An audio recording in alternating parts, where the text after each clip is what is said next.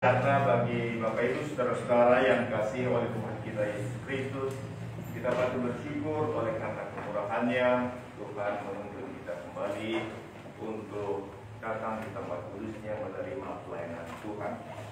Terpujilah nama Tuhan atas karunia-Nya yang besar bagi kita.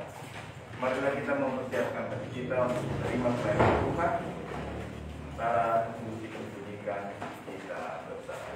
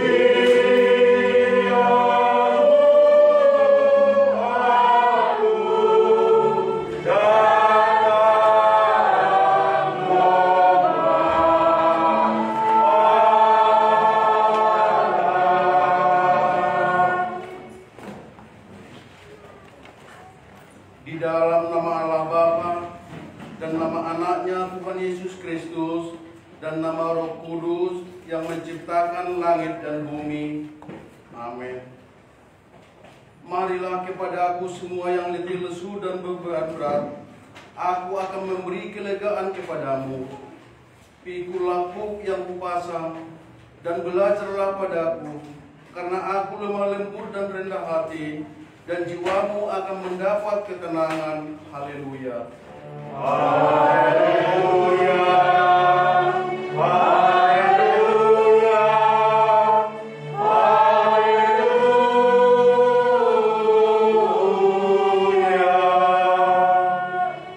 Marilah kita berdoa. Ya Allah yang Maha Kuasa, puji syukur kami ucapkan kepadamu, karena Engkau telah mengutus anakmu yang tunggal itu kepada bangsa-bangsa kafir. Kasihanilah kami, biarlah firman-Mu yang kudus itu tinggal di tengah-tengah kami dan keturunan kami. Luaskanlah firman-Mu ke seluruh dunia, agar sinar terang kemuliaan-Mu bercahaya atas bangsa-bangsa yang berada di lembah kegelapan, dan kuasa maut oleh karena anak-Mu Tuhan Yesus Kristus, Tuhan kami. Amin. Kita bernyanyi dari Kidung Jemaat nomor 18 ayat 1 sampai dengan ayat yang keempat.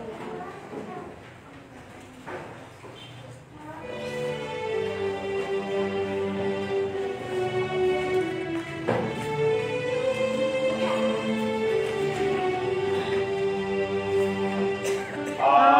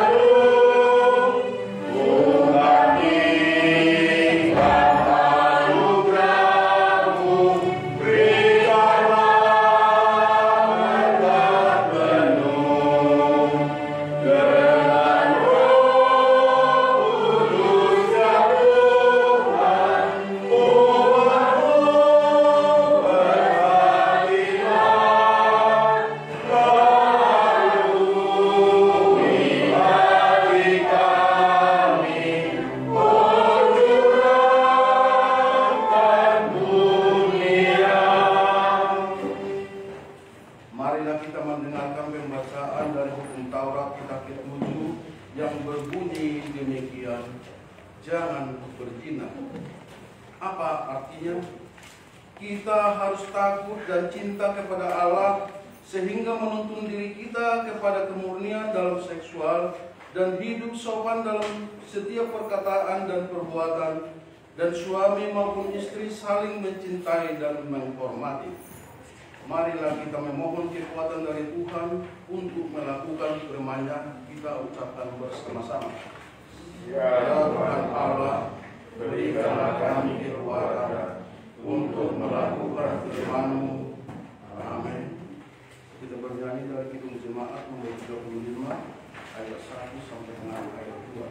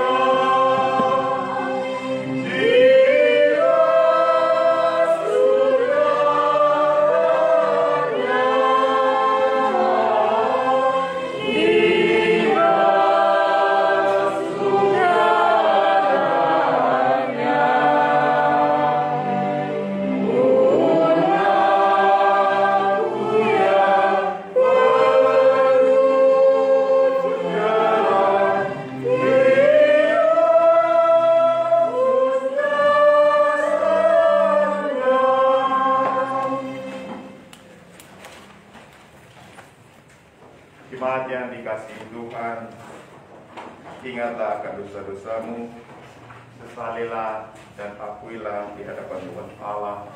Marilah kita berdoa.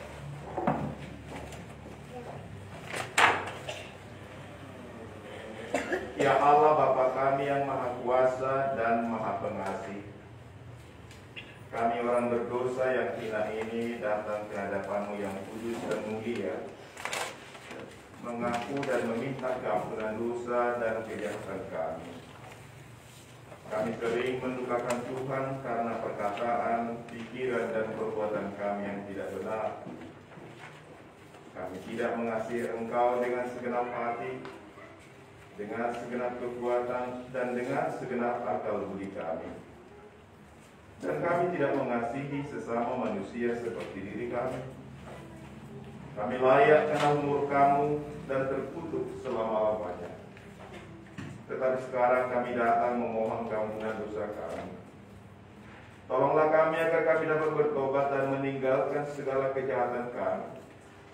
Karena Yesus Kristus Anak Allah yang tunggal, dan karena nama-Mu yang kudus itu. Ya Allah, kasihanilah kami orang berdosa ini. Amin. Tuhan kasihani, Kristus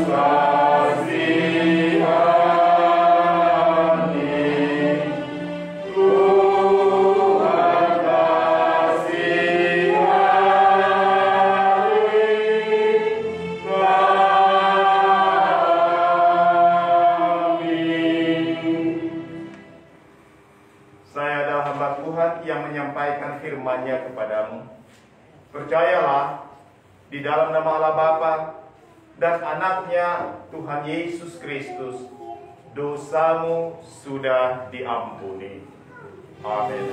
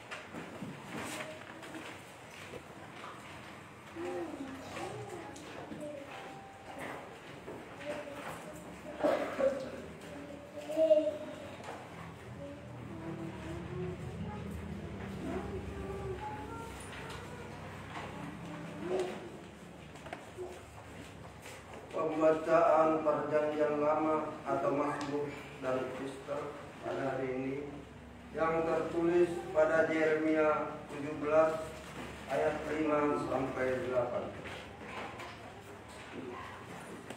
Terkutuklah orang yang mengandalkan manusia, yang mengandalkan kekuatannya sendiri dan hatinya menjauh dari Tuhan.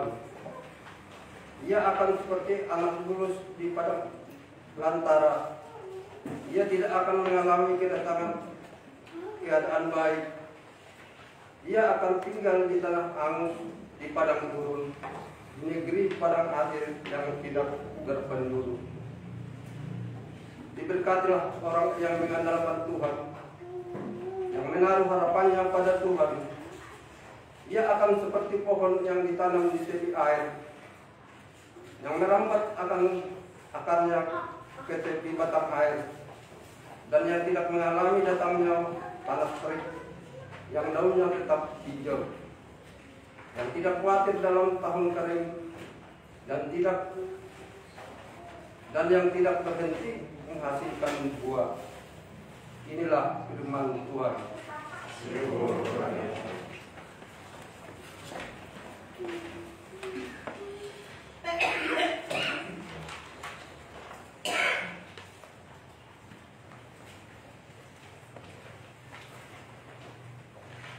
Tetapi yang kesukaannya ialah Taurat Tuhan, dan yang merenungkan Taurat itu siang dan malam.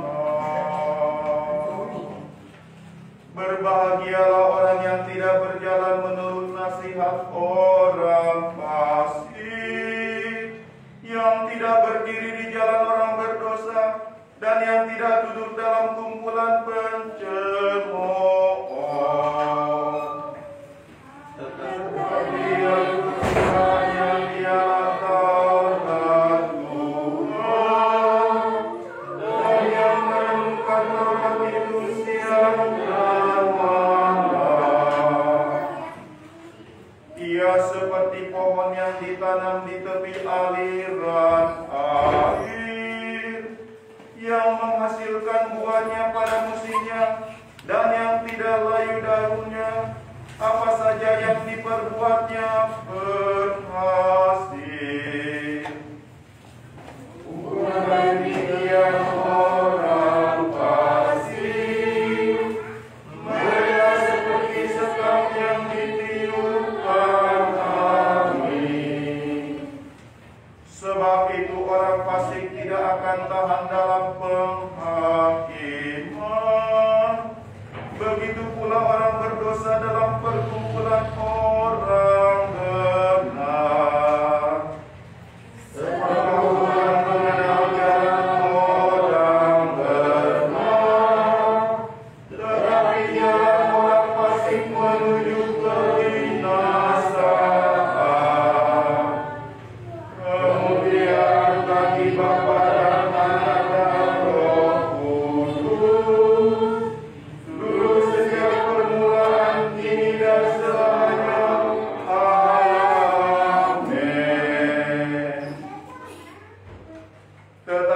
yang kesukaannya ialah Taurat Tuhan, dan yang merenungkan Taurat itu siang dan malam.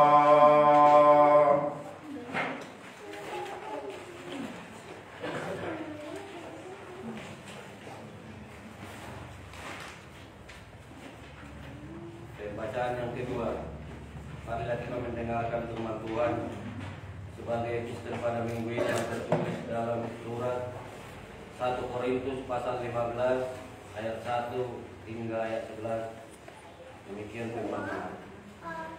Dan sekarang saudara-saudara, aku mau mengingatkan kamu kepada Injil yang aku beritakan kepadamu dan yang kamu terima dan yang di dalamnya kamu teguh berdiri. Oleh Injil itu kamu diselamatkan, asal kamu teguh berpegang padanya, seperti yang telah kuberitakan kepadamu, kecuali kalau kamu telah sia-sia saja menjadi percaya. Sebab yang sangat penting telah kusampaikan kepadamu, yaitu apa yang telah kuterima sendiri, ialah bahwa Kristus telah mati karena dosa-dosa kita sesuai dengan kitab suci, bahwa ia telah dikuburkan dan bahwa ia telah dibangkitkan pada hari yang ketiga sesuai dengan kitab suci, bahwa ia telah menampakkan dirinya kepada Kefas dan kemudian kepada ke-12 muridnya. Sesudah itu ia menampakkan diri kepada lebih dari 500 saudara sekaligus. Kebanyakan dari mereka masih hidup sampai sekarang, tetapi beberapa di antaranya telah meninggal. Selanjutnya ia menampakkan diri kepada Yakobus, kemudian kepada semua rasul, dan yang paling terakhir dari semua yang menampakkan diri juga kepadaku, sama seperti kepada anak yang lahir sebelum waktunya, karena aku adalah yang paling hina dari semua rasul, bahkan tidak layak disebut rasul, sebab aku telah menganiaya jemaat Allah. Tetapi karena kasih karunia Allah, aku adalah sebagaimana aku ada sekarang, dan kasih karunia yang dianugerahkannya kepadaku tidak sia-sia. Sebaliknya, aku telah bekerja lebih keras daripada mereka semua. Tetapi bukannya aku, melainkan kasih karunia Allah yang menyertai aku. Sebab itu, baik aku maupun mereka, demikianlah kami mengajar, dan demikianlah kamu menjadi percaya. Inilah firman Allah.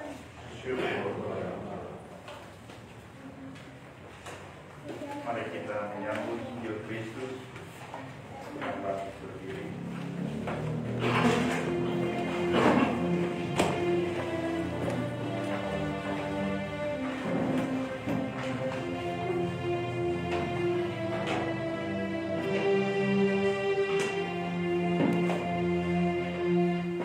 Yesus Tuhan.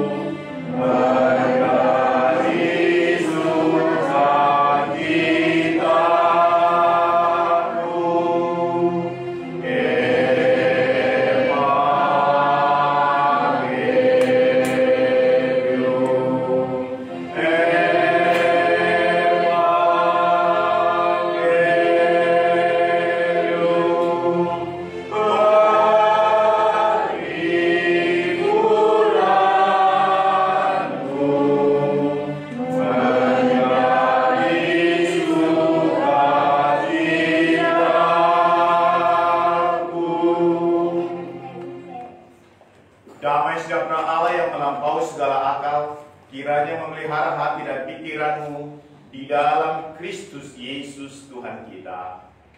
Amin. Injil Kristus tertulis dalam Lukas pasal 6 ayat 17 hingga 26.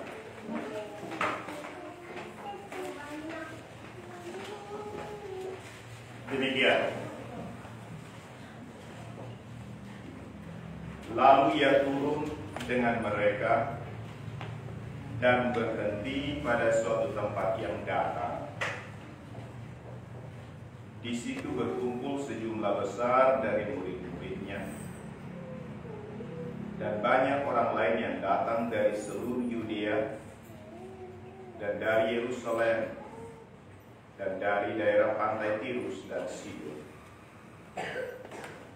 Mereka datang untuk mendengarkan Dia dan untuk disembuhkan dari penyakit mereka. Juga mereka yang dirasuk oleh roh-roh jahat beroleh kesembuhan.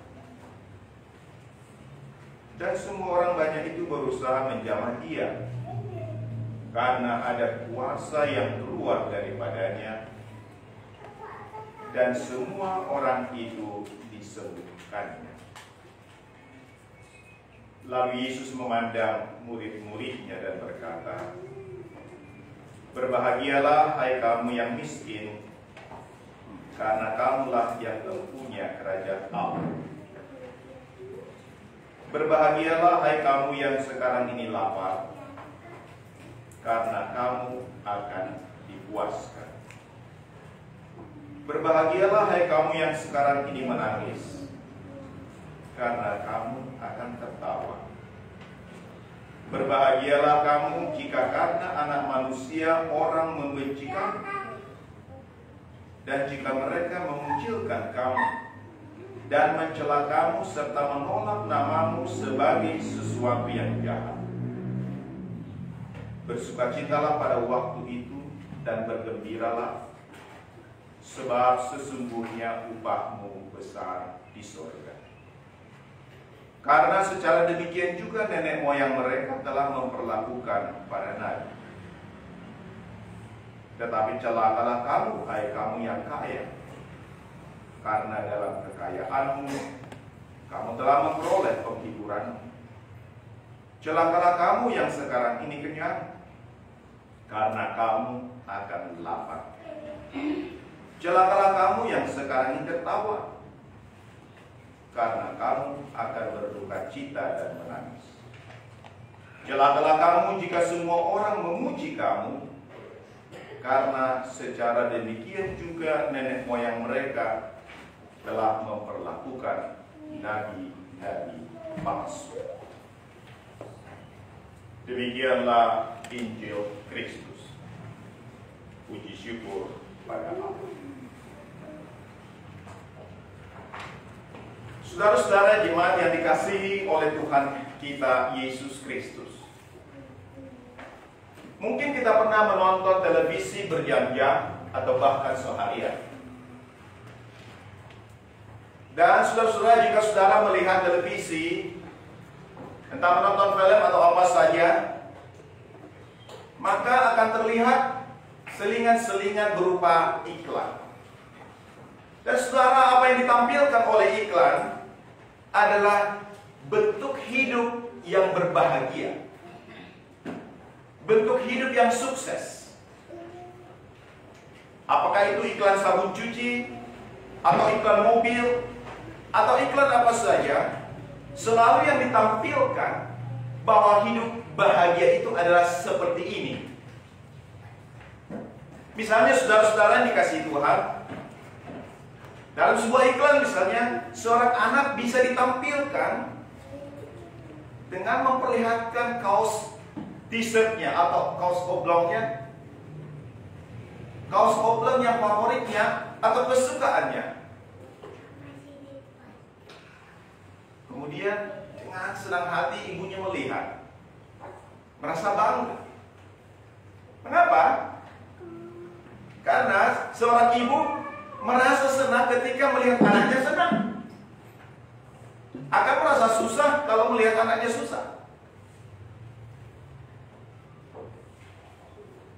Anak kami ini baru sakit berturut-turut kena DBD.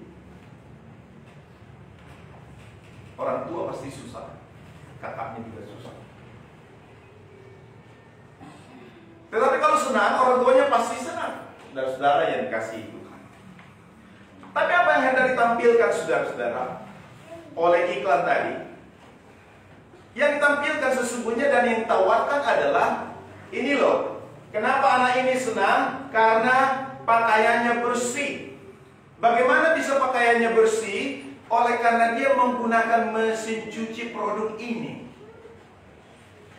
Dia menggunakan sabun cuci produk ini. Bersih, tidak ada noda, tidak ada kotor. Sebesar apapun noda yang melekat bisa hilang oleh karena sabun dan mesin cuci. Itulah yang ditawarkan. Dan ketika itu dilihat berhasil ditampatkan oleh anak itu dan ibunya sukses, maka para penonton semua berpikir, ditarik pikiran ke sana, oh di mana itu dijual sabun? Oh di mana itu dijual mesin cuci? Berapa harganya? Begitulah yang ditawarkan oleh dunia ini. Dan itu berusaha menarik kita supaya menjadi konsumeris, menjadi orang yang membeli apa saja. Oleh karena apa? Kita baru percaya pada diri kita ketika kita tampil dengan tampilan-tampilan yang wah. Jubah ini sudah 23 tahun, baru kali ini lagi saya pakai. Karena kebetulan jubah yang saya sudah tinggalkan di Siau Kabau sementara sekarang. Saya kembali pakai lagi ini. Sudah lusuh warna. Dan orang bisa melihat misalnya oleh karena lusuh, pendetanya ini miskin. Bisa orang berpikir. Atau tidak tampil, wah. Bisa macam-macam. Karena apa saudara-saudara? Karena kita ini manusia memang selalu cenderung melihat tampilan-tampilan yang lahiriah, tampilan yang dari luar. Dan begitulah saudara-saudara dunia menawarkan kepada kita, menawarkan hidup yang sukses, menawarkan hidup yang berbahagia adalah kalau kita menjadi kaya, kalau kita menjadi kenyang, mengalami kepuasan, kalau hidup kita semua serba lengkap, lalu orang memuji kita. Anda memang hebat, kamu luar biasa. Tidak ada orang yang mau direndahkan, tidak ada orang yang mau dianggap remeh. Semua orang ingin dipuji, ingin dipuja-puji. Oleh karena itulah manusia selalu berusaha untuk menampilkan yang terbaik dari dirinya. Bahkan tidak jarang dengan mengorbankan hal yang prinsip. Katakanlah bisa jadi kita akhirnya lebih baik tidak beli beras asal kita bisa membelikan kesenangan kita. Lebih baik kita tidak menyekolahkan anak kita asal kita bisa tampil hebat. Begitulah prinsip dunia ini. Begitulah prinsip kita sebagai manusia berdosa. Karena apa? Dunia ini selalu hendak menarik kita untuk menampilkan secara maksimal yang membuat kita merasa percaya diri, yang membuat kita merasa dihargai, yang membuat kita merasa dipuja-puji. Dan seringkali pula kita merasa jengkel kalau kita mendengar teman kita dipuji. Kita merasa jengkel ketika mendengar ada orang lain yang dianggap orang lain lebih baik dari dirinya sendiri. Itulah kenyataan, realitas dari hidup kita. Akan tetapi saudara-saudara, melalui bacaan Injil pada hari ini timbul persoalan, muncul persoalan, yaitu bahwa hal-hal yang dianggap sebagai ciri hidup yang berkualitas atau yang sukses, yang berhasil ini juga masuk ke dalam pola pikir kita dalam cara memandang Allah. Kita berpikir bahwa kehidupan yang sukses atau Allah yang benar adalah apabila Dia memberikan keberhasilan kepada kita. Apabila Dia memberikan apa yang kau inginkan. Dan banyak pengkhotbah yang demikian. Oh, kalau kamu tidak sukses itu berarti kamu belum beriman. Kalau kamu masih sakit itu kamu masih kurang iman. Ada banyak hal seperti itu. Allah kita itu kaya, bahkan dimanipulasi. Yesus mati di kayu salib untuk memikul kemiskinanmu. Dia yang kaya supaya dia yang menjadi miskin supaya engkau menjadi kaya. Itu pola pikir kita. Dia menjadi menderita supaya engkau yang sakit disembuhkannya. Jadi kalau engkau masih sakit, itu tandanya engkau tidak beriman sungguh-sungguh padanya. Jika engkau masih miskin, itu tandanya imanmu belum ada. Kita mengukur Allah itu berdasarkan pikiran kita, bahkan pengalaman-pengalaman kita. Karena itu tidak heran, saudara-saudara, ketika suatu saat engkau, saudara, mengalami kerugian dalam bisnismu, dalam pekerjaanmu, suatu saat engkau dipecat dari pekerjaanmu, engkau akan mengatakan, oh Allah tidak ada di pihak saya. Atau bahkan kita bisa mengatakan, Allah sedang menentang saya. Allah sedang melawan saya. Karena pikiran kita menjadi dasar untuk menilai Allah. Untuk menilai, mengukur Allah itu. Dan itulah pola dunia ini. Itu pola pikir dunia. Tetapi pola pikir Allah sesungguhnya berbeda. Tidak seperti itu. Dan ini lihat buktinya. Allah jadi manusia. Menurut dunia ini adalah suatu kehinaan. Dan memang benar. Allah menjadi manusia membuat dirinya dihina, terhina. Membuat dirinya menderita. Akal kita tidak mampu memolongnya. Tetapi kita manusia berdosa selalu ingin mencari pembenaran. Oh, dia mati, dia menderita memang supaya saya tidak lagi sakit. Oh, dia menderita dan mati supaya saya tidak lagi miskin. Kita putar balikkan firman itu seperti nabi-nabi palsu di zaman perjanjian lama. Bukankah demikian dikatakan ayat 26? Celakalah kamu jika semua orang memuji kamu. Karena secara demikian juga nenek moyang mereka telah memperlakukan nabi-nabi palsu. Pemberita-pemberita palsu. Oh, engkau yang diberkati Tuhan. Engkau yang dimuliakan Tuhan. Dapat rumah baru. Oh, engkau memang sungguh diberkati Tuhan. Tapi ketika engkau susah, miskin, hilang pekerjaan, usahamu gagal. Oh, engkau memang terkutuk oleh Tuhan. Dan kita mengaminkan itu. Padahal engkau berusaha hidup jujur. Engkau melayani Allah melalui pekerjaanmu. Lalu iblis tidak senang karena engkau menyembah Tuhan. Lalu dia menggocok engkau seperti Ayub. Bukankah Tuhan pernah berkata, engkau lihat hambaku Ayub seperti apa? Oh Tuhan, karena engkau lindungi dia, makanya dia masih memuji engkau. Coba kau biarkan dia, apakah dia masih menyembah engkau? Silakan. Semua habis. Bahkan istrinya pun meninggalkan dia. Tapi apa kata Ayub? Tuhan yang memberi, Tuhan yang mengambil. Dan pujilah nama Tuhan. Saudara-saudara yang dikasihi Tuhan, lihat, itulah kata firman Tuhan. Itulah kata Alkitab. Karena itulah saudara, Tuhan Yesus berkata kepada murid-muridnya yang sedang duduk banyak. Ada banyak waktu itu yang datang. Dan dari berbagai daerah, saudara-saudara.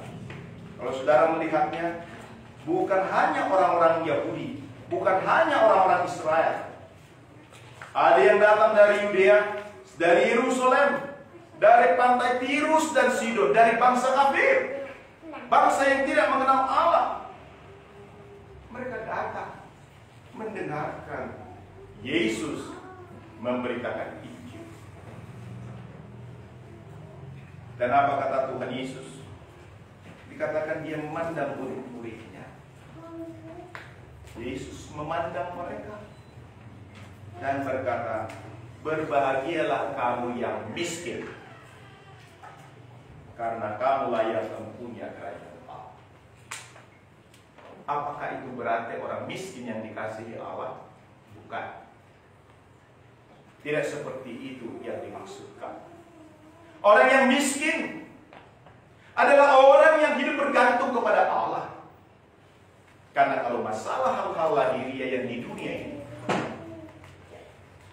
tidak bisa menjadi ukuran kaya atau miskin di hadapan Allah. Miskin di hadapan Allah, maka engkau datang. Ketika Tuhan datang melayanimu, apakah engkau dengan gemetar mengaku dosamu? Tuhan, saya berdosa, ampuni saya.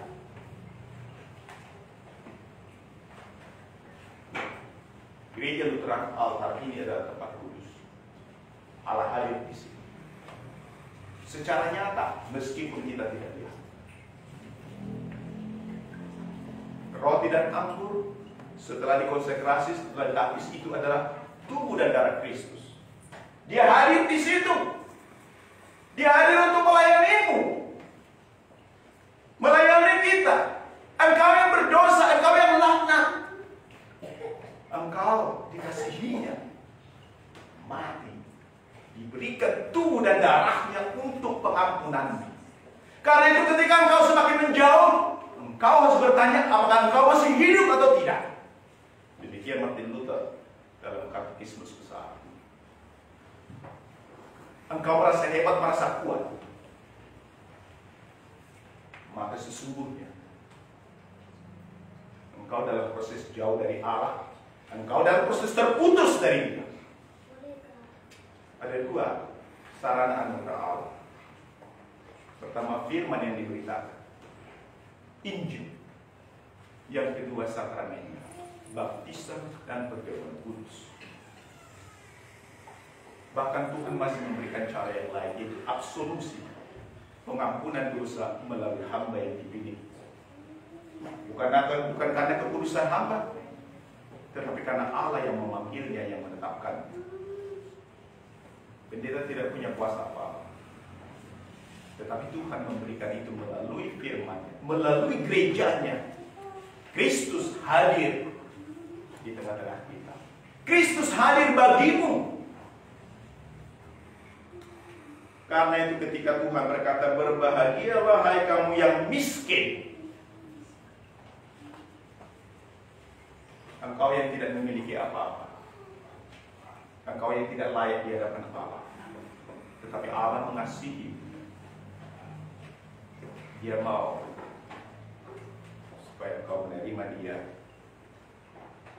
menerima firman-Nya, menerima pengampunannya, menerima perjamuan kudusnya, tubuh dan darahnya, bagimu, bagi saya. Tetapi ketika engkau bermain-main di hadapannya, sesungguhnya engkau dalam proses kematian. Tapi kita bersyukur, seperti dalam epistol tadi, Dia mati bagimu, Dia bangkit untukmu, supaya engkau memiliki kehidupan baru. Engkau telah dibaptis dalam nama Bapa dan Anak dan Roh Kudus. Allah Tritunggal itu ada di dalam diri. Tetapi jika engkau tidak mendengar suara-Nya, maka engkau semakin jauh dan bisa kehilangan dirimu dari hadapan Allah. Di dalam Perjanjian Lama kita membaca juga, terkutuklah orang yang mengandalkan manusia, mengandalkan dirimu, pikiran. Tetapi diberkatilah orang yang mengandalkan Tuhan. Firman Tuhan kepada umatnya Israel melalui Nabi Yeremia. Dan dia juga mengatakan dalam Mazmur tadi yang kita daraskan,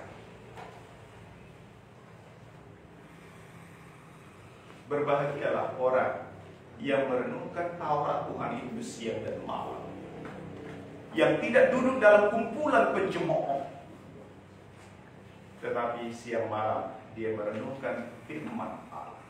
Dia akan seperti pohon yang ditanam di tepi aliran air, yang akan menghasilkan buahnya pada waktu. Karena itu kita bersyukur kalau setiap minggu Tuhan beri kesempatan bagi kita untuk dilayaninya. Engkau datang, kita datang ke sini bukan untuk mencari Tuhan, tetapi untuk menerima pelayanan Tuhan. Dirimu tidak pernah sanggup mencari Tuhan, tapi Tuhanlah mencari engkau. Bukankah Ia berkata, ada di mana engkau?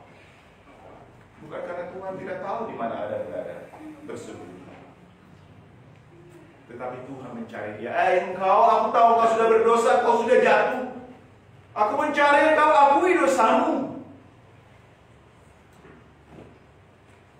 Dan ketika ada menyambut, meskipun dengan dalih, aku takut. Karena aku mendengar suara. Dengan berkata aku takut, artinya dia mengaku dosanya. Meskipun Tuhan tanya, apakah engkau makan buah yang kularang itu? Oh, perempuan itu yang kau tempatkan di sisiku, dia yang memberikannya maka aku makan. Perempuan itu melihat lagi, ular itu yang memperdaya. Begitulah kita, selalu mencari kebenaran diri. Tidak ada orang yang mau disalahkan di dunia ini, tetapi sudah sejak semula, bukan sekarang saja. Bahkan di hadapan Allah pun kita berani mengatakan pembenaran diri kita. Oh, perempuan itu, oh, ular itu. Yang seharusnya adalah kita tersyukur, Tuhan, saya sudah berdosa, saya sudah melanggar firman. Saya mengendalikan pikiran dan hati saya, sehingga saya terbuang dari hadapan Allah. Tetapi kita patut bersyukur karena Allah yang kudus itu rela menjadi manusia untuk mencapai kita, menjangkau diri kita, supaya kita diciptakan baru, bukan supaya diperbaiki. Manusia tidak bisa diperbaiki menurut firman Allah. Tidak ada manusia yang bisa diperbaiki dari kelakuannya, perbuatannya, sikapnya. Dia harus diciptakan menjadi baru. Dan untuk menciptakan baru, maka Allah harus jadi manusia, menderita dan mati untukmu dan untuk saya, untuk kita semua. Karena itu saudara-saudara, Dia hadir di tengah kita melayani kita. Dia hadir melalui pelayannya yang diberikan. Karena itu sangat menyedihkan ketika ada gereja yang tidak memiliki pendeta gembala. Sebab itu adalah ketentuan Tuhan. Karena itu kita harus selalu berdoa supaya Tuhan mengutus hamba-hambanya untuk melayani kita, melayani orang lain yang masih dalam kegelapan, supaya dunia ini, manusia berdosa, diciptakan baru oleh Allah. Dalam nama Bapa dan Anak dan Roh Kudus. Amin. Mari kita berdiri bersama semua orang percaya di seluruh dunia.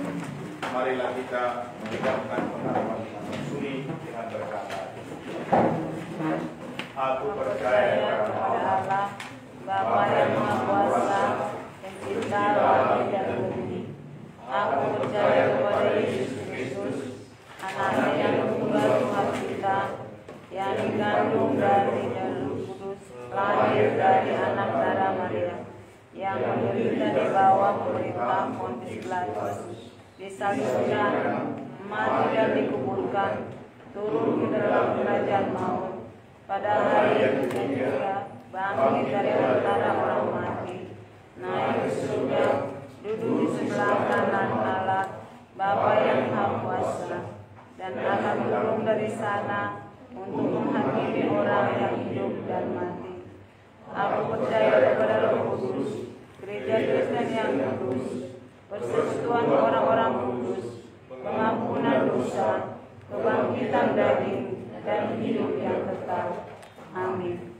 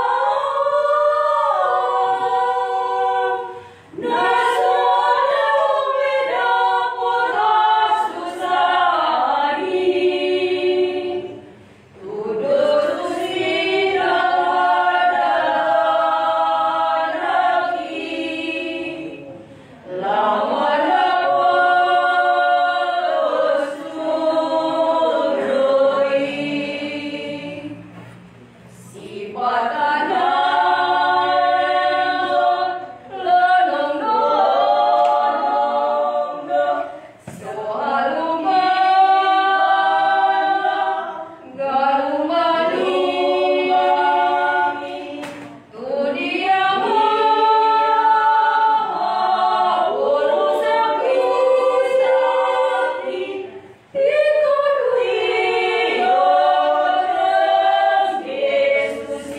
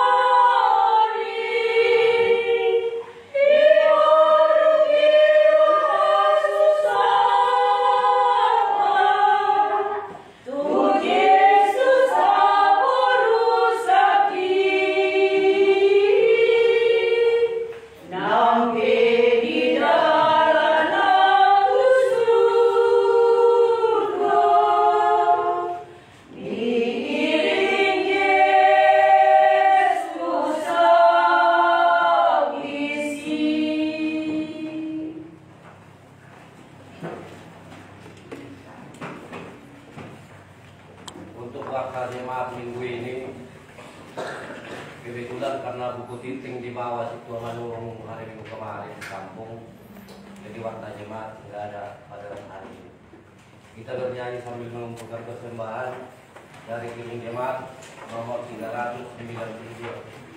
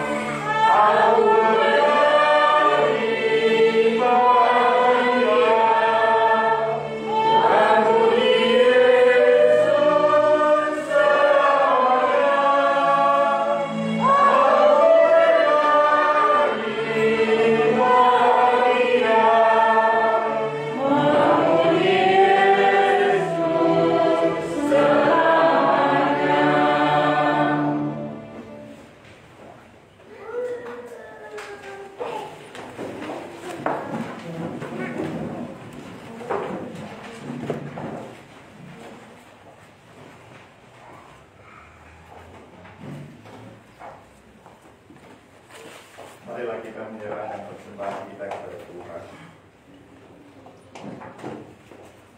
Ya Allah, Bapa kami yang di surga, kami mengaku bahwa Engkau adalah sumber dari segala karunia yang melimpah dalam kehidupan kami masing-masing. Sebagian daripada karunia itu kami serahkan kembali sebagai persembahan kepada-Mu. Terimalah dan berkatilah persembahan umat-Mu ini, agar dapat kami pergunakan untuk pekerjaan dan pelayanan kerajaan Tuhan di dunia. Bukalah hati kami untuk mengenal betapa banyak berkat dan karunia yang kami peroleh dari Tuhan, supaya kami senantiasa bersyukur kepada-Mu. Di dalam nama Yesus Kristus Tuhan kami. Amin. Amen.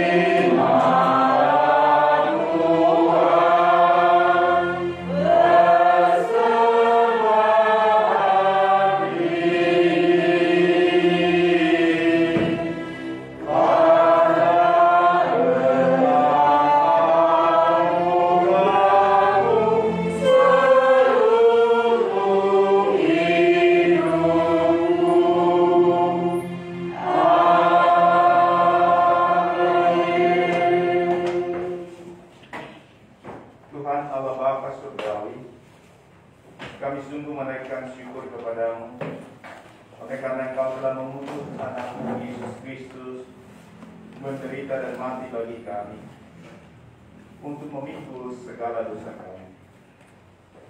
Dan Dia juga yang mengatakan kepada murid-murid-Mu dan kepada kami, marilah kepadaku semua yang letih lesu dan berbeban berat, aku akan memberi kelegaan kepadamu. Pikulah buk yang kupasang dan belajarlah padaku, karena aku lemah lembut dan rendah hati, dan jiwamu akan mendapat ketenangan. Tuhan, tanamkanlah firman-Mu ini di dalam hati kami.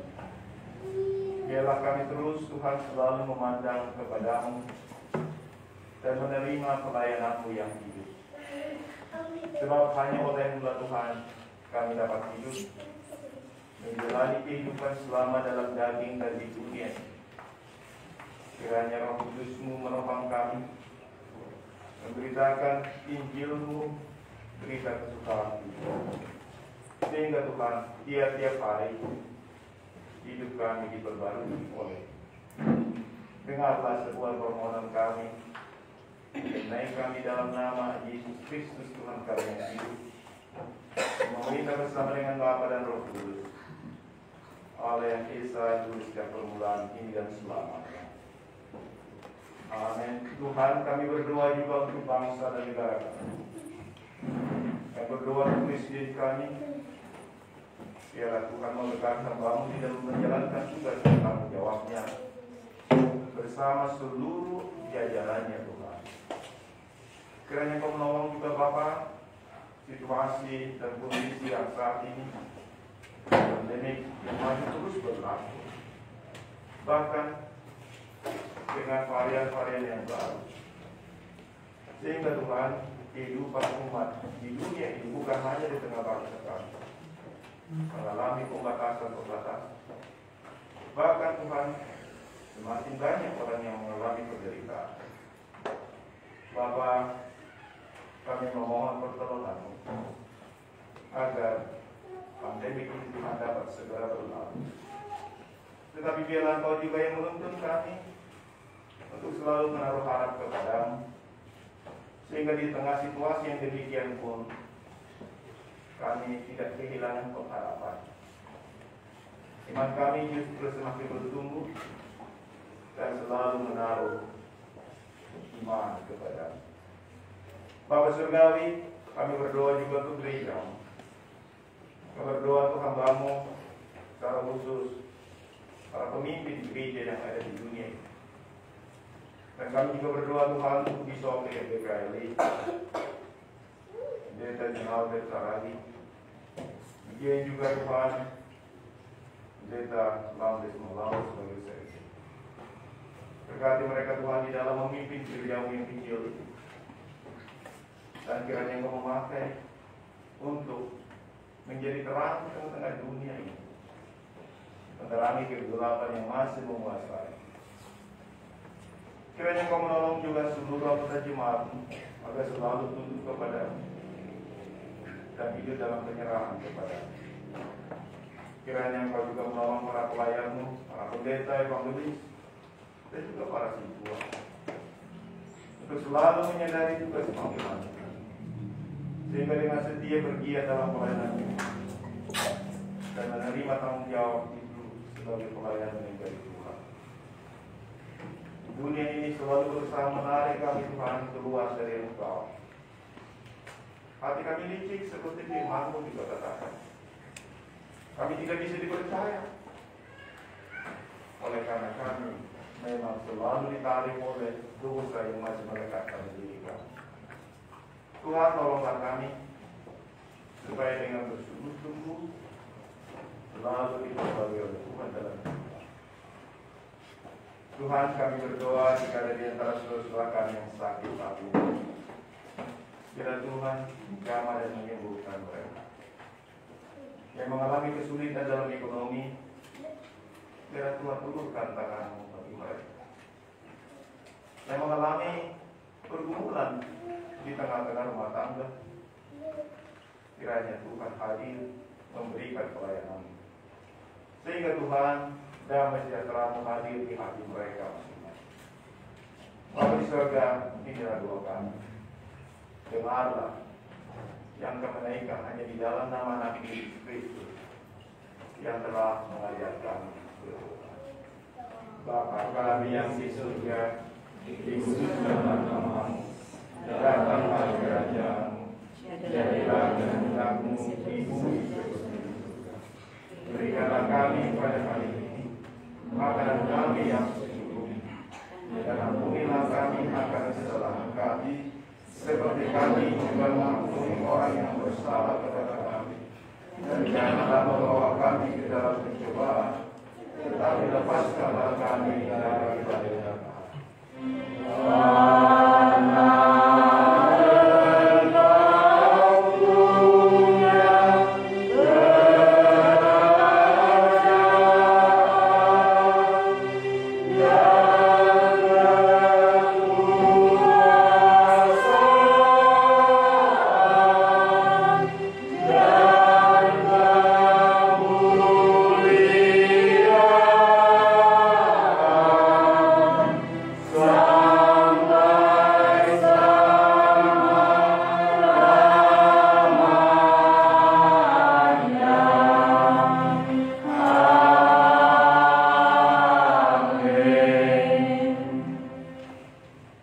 Tuhan memberkati engkau dan melindungi engkau.